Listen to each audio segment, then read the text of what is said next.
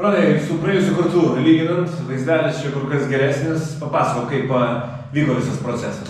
Tai pats procesas pavyko sutilpti truputį daugiau nei mėnesį.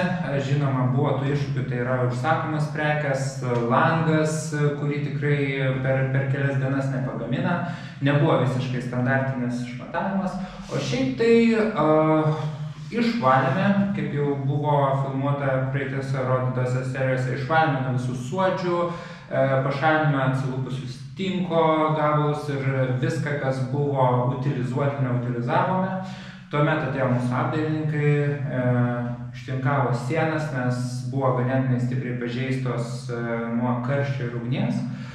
Ir prasidėjo apdaila, tai matome irgi tinkuotas, glaistytas, dažytas lubas. Išlyginame šiek tiek sienas ir išklijavome tapetus, kaip ir buvo prieš tai.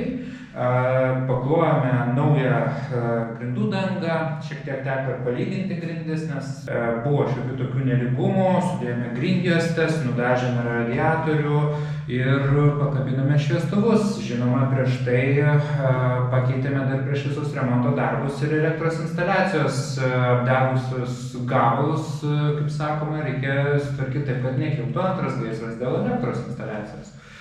Kiek čia visą tai užima laiko? Tai būtent visas nuo pradžios, kada atėjome ir pradėjome pirmus darbus ir užbaigėme su paskutiniais darbais, tai užtruko 1 mėnesį ir 4 dienas. Nu ir kainą turbūt jau galim atskleisti, įsivertinti.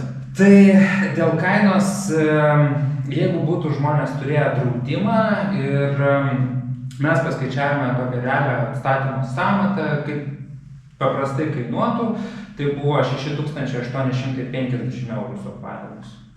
Čia jeigu draudimas būtų buvęs, ar ne, tokia suma būtų, tai apsimoka draudimą turėti?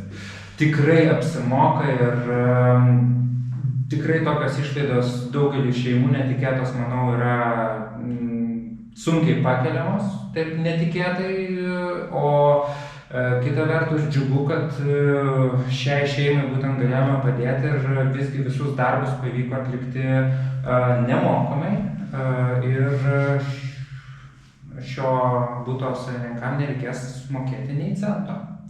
Nepaisant to, kad atlikome visus darbus nemokamai, norime ir apsaugoti šią šeimą ateičiai, dėl to dovanojame 1 metų draudimą.